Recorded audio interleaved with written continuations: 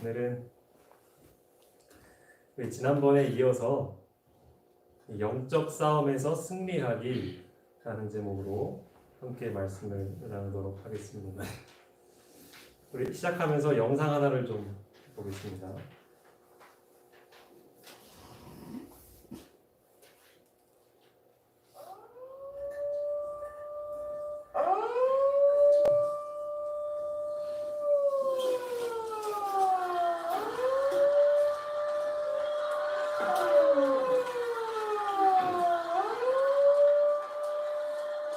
군대에서 지금 출동을 준비하기 위해서 준비태세 훈련을 하고 있는 겁니다.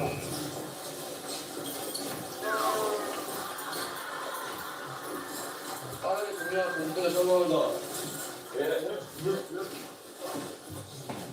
너는 그냥 같이 하면 여기서 행정만 가서 공기나 대고 받아온다.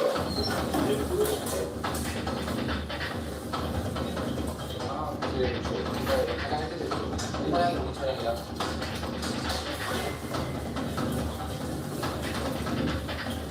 출동 준비 태세 훈련은 상황 발생 시 신속한 출동을 위해 완전 군장을 갖춰 30분 내에 차량에 탑승해야 합니다. 다른 소대원들은 군장을 싣고 차량 탑승까지 완료한 후에 주행 밀은 유공트럭 한 대만 운전하지 않았습니다. 중에서는 먼저 말씀하신 분들 다 따르는 거 맞습니다.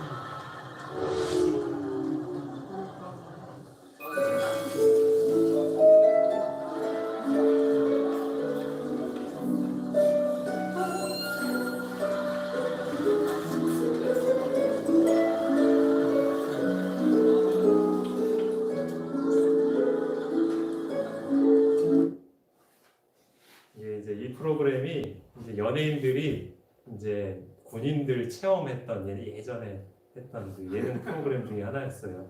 그러니까 당연히 이제 이 훈련에 익숙지가 않잖아요. 그래서 여기 다른 특공대원들은 사이렌이 울리자마자 자기가 챙겨야 할 장비들을 착착착착 챙겨가지고 불이 나게 가가지고 연병장에 트럭에 딱 타 있는데, 지금 이 연예인들은 보신 것처럼 자기가 뭘 써야 될지도 모르겠고 어떤 사람도 차분하게 그 목록을 들여다보고서 하나씩 챙기고 있고. 여러분 실전에서 이렇게 되면 어떻게 해요? 큰일 나네. 아까 맞아야 되죠. 큰일 나요. 맞다 맞는 거는 둘째치고 전시에 이렇게 되면 다 부대가 몰살을 할 수 있죠. 몰살. 우리는 영적 싸움을 위해서 뭘 갖춰야 할지 혹시 여러분들은 잘 알고 계십니까? 우리는 항시 이것들을 갖추고 있어야 합니다. 왜냐하면 언제든 적의 공격을 받을 수 있기 때문에 그렇습니다. 그래서 오늘 이 시간에는 우리가 무엇을 갖추고 있어야 이 영적인 싸움을 할 수 있을지에 대해서 함께 좀 살펴보도록 하겠습니다. 여기 앞에 있는 말씀을 함께 좀 읽어보겠습니다. 그런즉 시작. 그런즉 서서 진리로 너희 허리띠를 띠고 의의 허울을 붙이고 편안한 복음의 준비를 한 인을 들고 모든 것 위에 믿음의 방패를 가지고 이로써 능히 악한 자의 모든 불화살이를 소멸하고 구원의 금, 성령의 금, 곧 하나님의 말씀을 가지라. 이 말씀에는 영적인 군인이 갖춰야 할 무기들이 6가지가 나옵니다. 여기에는 실제 전쟁에서 쓰이는 무기들이 나오고요. 그리고 또 그 전쟁의 무기들로 비유된 진짜 영적인 무기들이 함께 언급이 되고 있습니다. 이 6가지를 정리하면 이렇습니다. 진리의 허리띠, 의의 호심경, 평안의 복음의 신, 믿음의 방패, 구원의 투구, 성령의 검, 곧 하나님의 말씀입니다. 우리가 이 6가지 무기를 다 갖추면 저런 모습이 되겠죠? 굉장히 멋지게 생겼죠, 저분이. 근데 우리가 영적인 군인이 되면은 저거보다 훨씬 더 당당하게 적 앞에 설 수 있을 겁니다. 오늘은 이 무기들이 각각의 무기들이 무엇을 의미하는지를 함께 살펴볼 텐데요. 이 6가지 중에 3가지를 살펴볼 것입니다. 먼저 진리의 허리띠입니다. 가장 먼저 언급된 무기예요. 진리란 과연 무엇일까? 그리고 그것이 우리에게 왜 필요한지를 생각해 보겠습니다. 자, 여기 앞에 있는 성경 말씀을 창학 한번 읽어볼까요? 너희는 너희 아비 마귀에게서 났으니 너의 아비의 욕심대로 너희도 행하고자 하느니라. 이는 그가 거짓말쟁이요 거짓의 아비가 되었음이니라.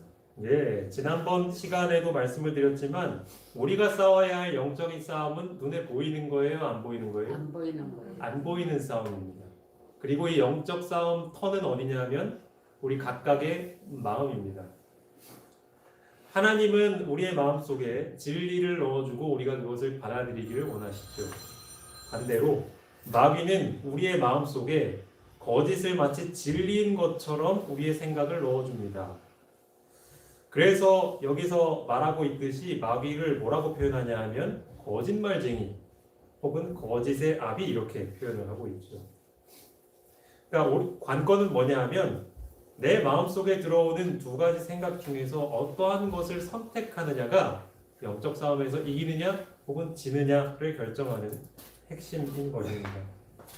그런데 여러분, 사람은 보통 사람 있잖아요. 우리 같이 평범한 사람은 이 둘 중에 뭘 선택하는지 아시나요?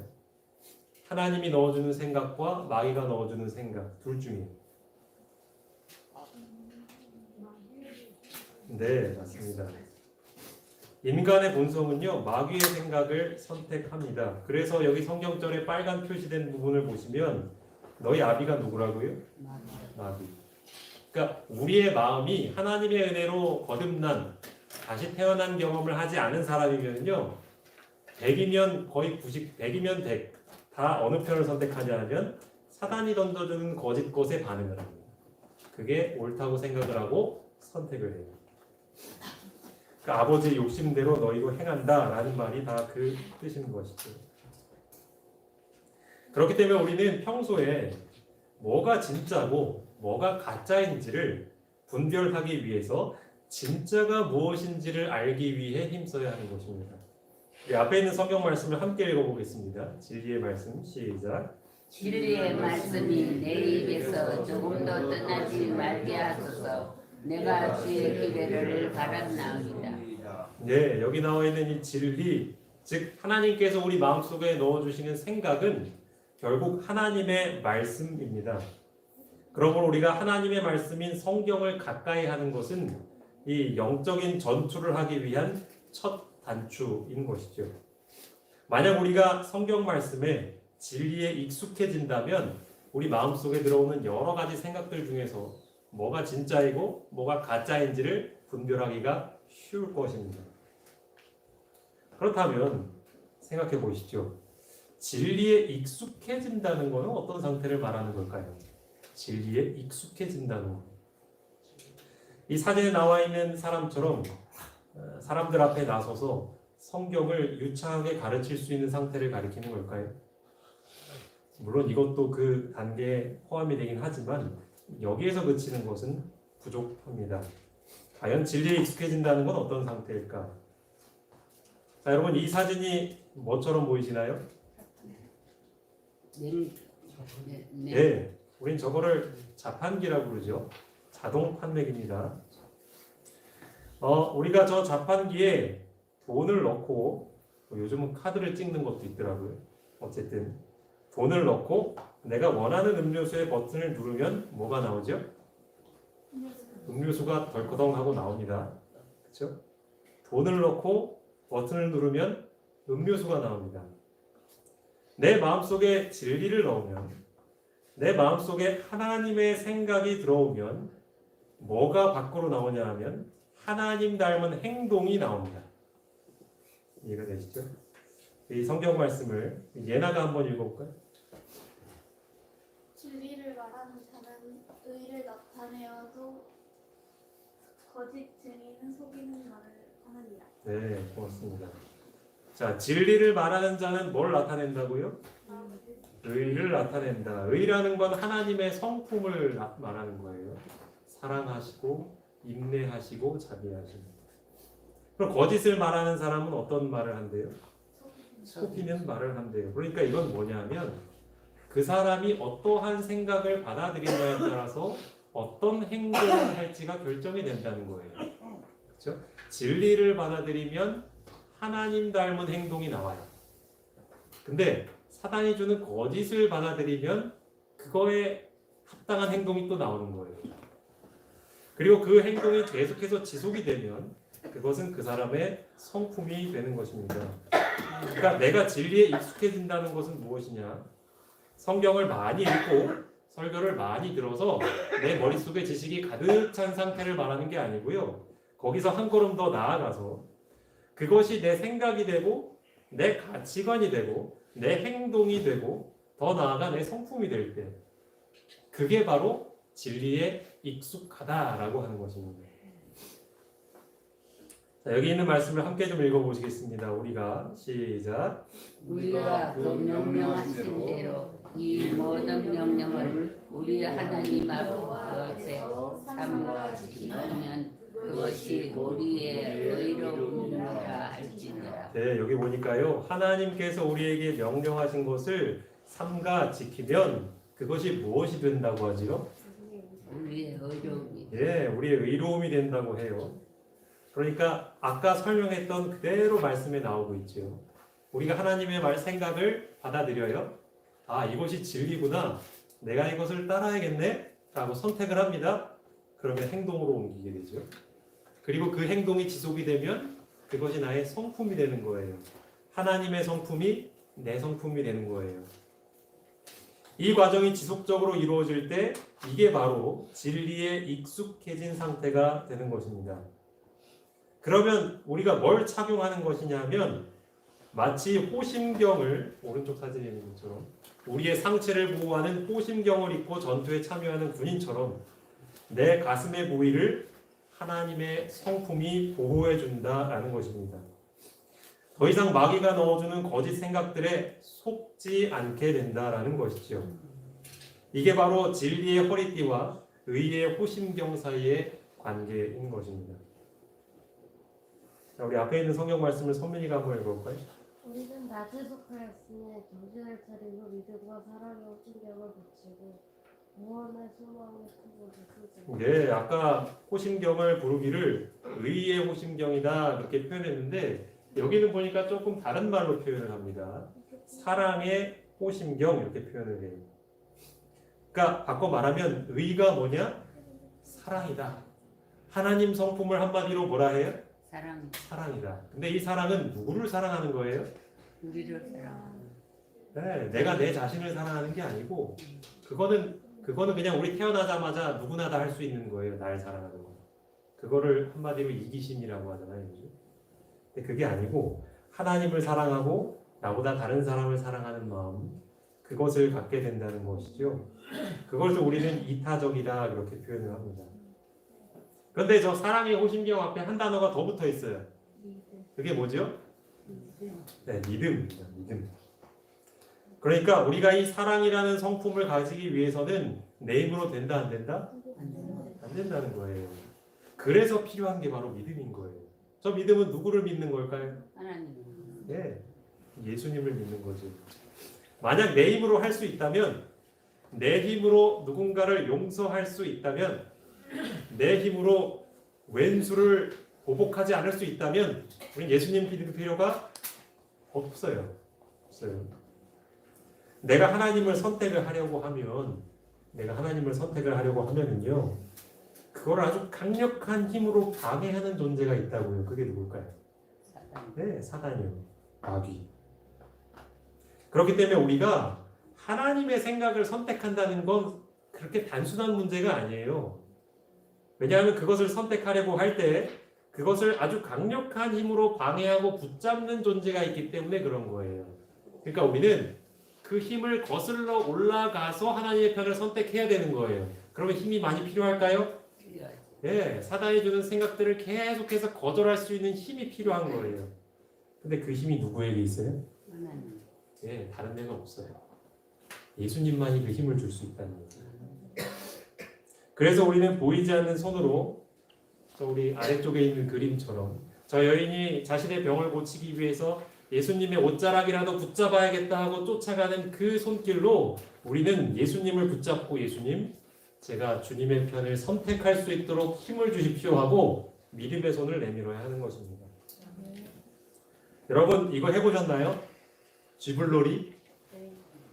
저는 사실 어렸을 때 시골에서 자라지 않아서 쥐불놀이를 제가 직접 해본 적은 없고 구경은 해본 적이 있습니다. 저 깡통에다가 불을 붙여놓고 저는 빙빙 돌리면 요즘 또 카메라가 저렇게 찍더라고요. 막 고리 모양이 되죠, 그렇죠? 근데 여러분 우리가 저렇게 쥐불놀이를 할 때 저 불이 빙빙 돌 수 있는 것은 두 가지 힘이 같이 작용하기 때문입니다.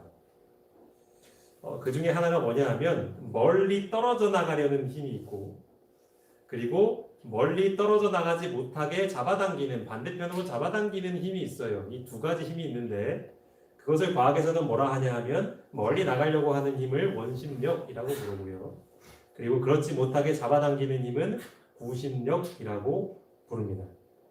만약에 이 저 잡아당기는 구심력이 없이 원심력만 작용을 한다면 쉽게 얘기하면 저 쥐불놀이를 하는데 깡통에 줄이 달려있지 않아요. 그래가지고 돌리다 갑자기 줄이 뚝 끊어져요. 그럼 어떻게 되죠?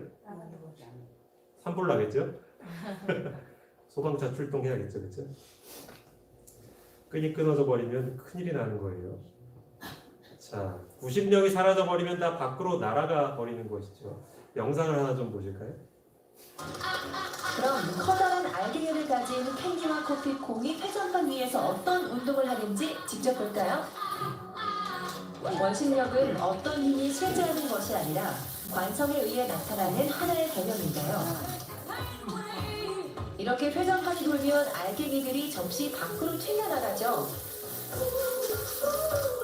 자세히 보면 회전하는 접시를 따라 돌던 알갱이들이 어느 순간 접시 밖으로 떨어져 나갑니다. 원운동을 하는 물체의 구심력이 없어지면 원운동을 멈추고 직선 운동을 하게 되는데요. 이는 물체가 관성에 의한 운동만 하기 때문이죠.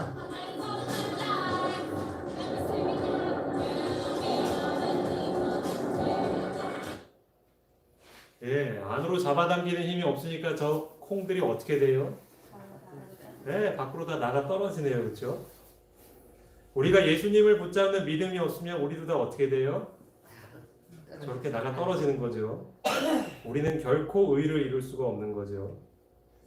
자, 성경절을 그럼 커다란 알갱이를 성경절을 하나 내놨는데 그게 안 돼요. 제가 읽어야겠어요. 제가 여기다 뭔 성경절을 넣었냐면 믿음의 주요 또 온전하게 하시는 이인 예수를 바라보자. 히브리서 12장 2절 말씀을 넣어놨어요. 그렇죠? 우리가 믿음의 주님이신 예수님을 바라보지 않으면요, 우리도 저렇게 바깥으로 다 나가 떨어질 수밖에 없는 거예요. 자, 그리고 나서 소개되었던 무기가 무엇인가, 장비가 무엇인가 하니 평안의 복음의 신이었습니다. 여러분 여기 오실 때 신발 다 신고 오셨죠? 네. 그렇죠? 우리는 언제 신발을 신죠? 밖에 나가요. 그렇죠. 밖에 나갈 때, 어딘가를 갈 때 신습니다. 복음을 경험한 사람들은 그것을 전하러 갑니다. 그렇기 때문에 이 복음을 복음의 신발 이렇게 표현을 하는 것이죠. 왜 그러냐? 왜 그걸 전하러 가느냐? 그것을 경험해 보니 그것이 너무 귀하고 소중하기 때문이죠. 다른 사람들도 그것을 경험하게 해주려고, 널리 소개해 주려고 신을 신는 것이죠. 자, 앞에 있는 성경 말씀을 함께 읽어보겠습니다. 좋은 소식을 시작. 좋은 소식을 전하며 평화를 공포하며 복된 좋은 소식을 전하며 구원을 공포하며 시온을 향하여 이르기를 내 하나님 통치자인 산을 넘어 가리 어찌 그리하신다온가. 네, 얼마나 좋은 소식인지 이 사람이 어디를 넘는다고요? 산을 넘어간대요. 산을. 예전에 우리 강정엽 장로님도 그 얘기 하신 것 같아요. 한참 이 신앙을 시작하신 지 얼마 안 됐을 때 뜨거운 마음으로 전도지를 들고 이 마을 저 마을 다니면서 그것을 전하러 다니셨다는 얘기를 저도 기억을 하고 있습니다. 그런 거예요. 복음은 한 번 경험하면 그것을 전하고 싶은 거예요. 그래서 사람들을 찾아가죠. 근데 이 복음은 그냥 복음이 아니고요. 평안의 복음이라 그렇게 불렀습니다. 내가 진리를 가까이 하니 그래서 마귀의 생각을 분별해서 그것을 거절해버리니 예수님을 바라보고로 하나님 생각을 선택을 했더니 야, 내 성품이 변하더라. 이게 정말 신기한 거예요. 특별히 우리가 복음을 받아들이면 가장 먼저 뭐가 변하냐면 인간관계가 변하기 시작합니다. 이게 아주 신기한 거예요. 주변 사람들이 내가 변화하게 되면 그 변화를 먼저 알아차립니다. 예전 같으면은 바로 쏘아붙일 남편인데 갈등 속에서도 전혀 흔들리지 않고 꼭 참더라. 신기한 일인가요? 네. 아, 신기한 일이에요. 직장 동료가 이런 경험을 했을 때, 내 가족이 이런 경험을 했을 때, 내 이웃이 이런 경험을 했을 때 사람들은 그 사람을 주목하게 된다니까요. 그러면 주변 사람들이 좀 살기 좋아질까요? 그렇죠. 여러분, 내 마누라가 변하면 남편이 살기 좋아질까요? 그렇죠. 그런 날이 속히 오게 되길 바랍니다. 아멘. 부모님이 변하면, 자녀가 변하면, 내 옆집 사람이 변하면, 내가 변하면 주변 사람들이 편해져요. 그게 바로 복음의 힘인 거예요. 아멘. 복음은 관계를 회복시킵니다. 불편했던 관계가 평안해져요. 그렇기 때문에 복음이 그냥 복음이 아니고 평안의 복음이라 불리는 것이죠. 그러니 복음을 경험하고 나면 사람들이 이것을 다른 사람에게도 경험하게 해주려고 하지 않겠습니까? 성경에도 보면 사마리아 여인이 나오죠. 이 여자가 우물가에 물 들어왔는데 예수님을 만나고 몇 마디 대화를 하더니 물동이는 어디 간데 버려두고 사람들에게 달려가요. 자기 과거가 부끄러워서 평소에는 사람들을 피해 다니던 이 여자가 사람들 많은 곳으로 일부러 달려간다니까요. 사람의 관계가 변해지는 거예요. 자기가 경험한 이 평안의 복음을 전해주기 위해서. 그러니까 여러분, 복음을 깨닫고 실천하기 시작하면요, 우리 인간관계에 있어서 실제적인 변화가 나타나게 됩니다. 평안을 경험하게 돼요. 변화가 시작이 되는 겁니다. 여러분, 그 장작불 한번 피워보신 적 있으세요? 요즘 젊은 사람들은 뭐 캠핑이다 해가지고 장작 많이 피우고 하는데, 여러분, 나무가 마른 나무가 잘 탈까요? 젖은 나무가 잘 탈까요? 마른 나무가 잘 타죠. 그런데 여기 이 캠핑의 고수분이 젖은 나무를 태우는 방법을 가르쳐 준대요. 한번 보시겠습니다. 썩은 나무인데 지금 이제 비 맞아 흠뻑 젖었어요. 보시면 이렇게 대보시면 거의 비가 흠뻑 젖었습니다. 이렇게 젖었죠. 계속된 습기와 비로 웬만해서는 물이 붙지 않는 젖은 나무. 직접 불을 가해도 겉면만 마를 뿐 불이 붙질 않습니다. 젖은 나무를 말리지 않고도 환하게 불을 밝히는 방법을 만들어 보겠다는 달인. 뭔가 얇게 점이듯이 깎아내려가는데 나무의 껍질을 10cm만 조금씩 잘라주는데요. 한 입 한 입 말려 올라간 나무결. 한 송이 국화꽃이 여기 피었습니다.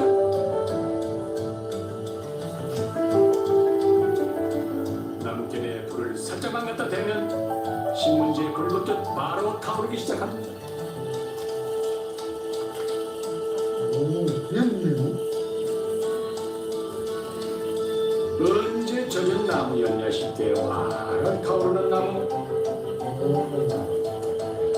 금세 거세게 불타오르는 불. 이 정도면 고기 먹어도 되겠죠.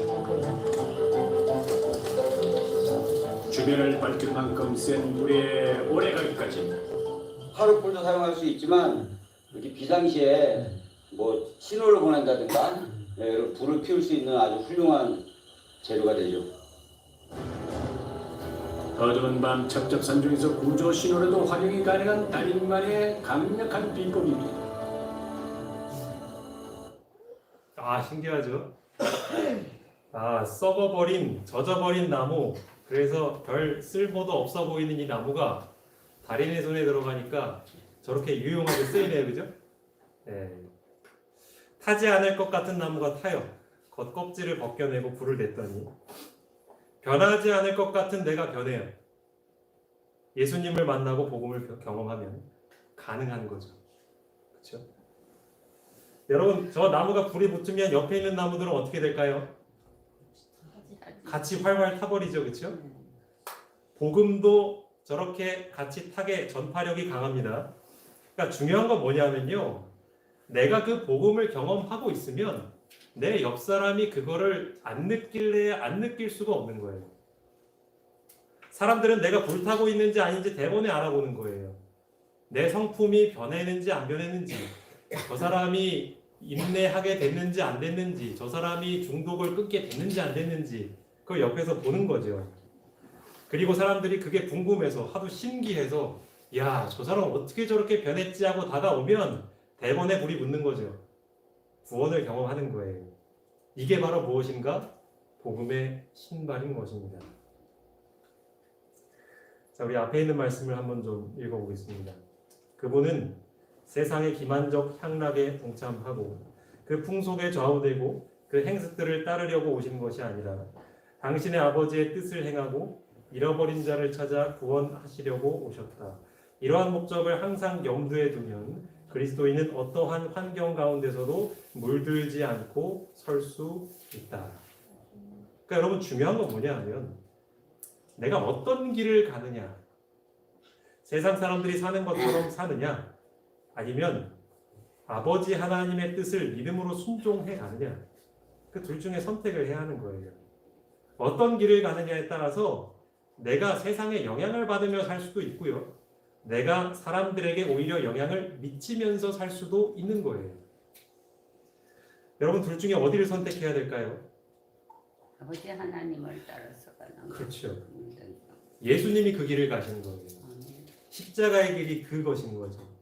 진리를 가까이 하고 그 진리에 순종하기 위해서 우리의 온 믿음을 발휘할 때 우리는 복음의 신발을 신게 되는 거예요. 그리고 사람들에게 다가가 그 복음을 똑같이 경험하게 하는 것이죠. 마지막으로 영상 하나를 좀 볼 텐데요. 이 연어 아시죠? 연어. 이 연어가 새끼를 낳기 위해서 어떤 여정을 하는지를 좀 잠깐 보도록 하겠습니다. 7월이면 캄차카 반도의 아자바치의 호수에도 산란을 위해 연어들이 찾아온다.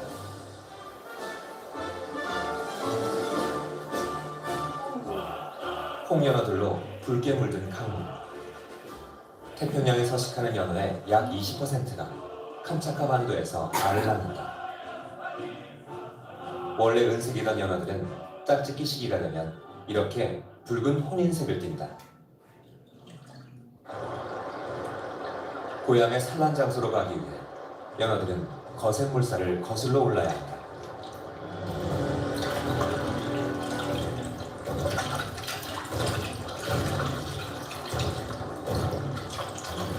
먼 길을 헤엄쳐온 연어들이 극복해야 하는 역경은 만만치 않다.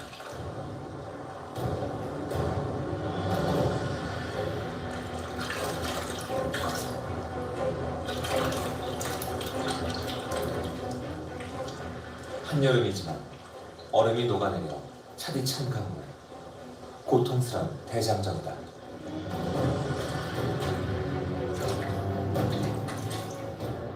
그러나 아무리 험난한 환경이라도 연어들의 번식 의지를 꺾지 못한다.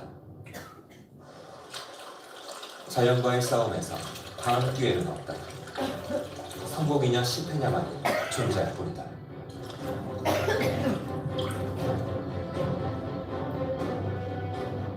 안타깝지만 돌아오는 과정에서 길을 잃거나 행방불명되기도 한다.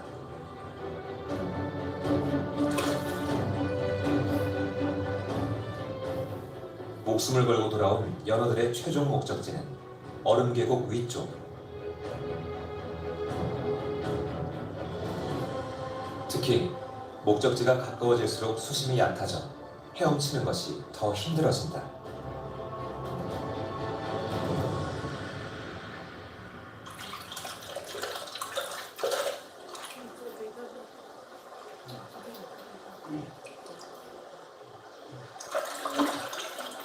먹지도 쉬지도 않고 오직 고향으로 헤엄쳐온 연어들에겐 힘겨운 관문이다.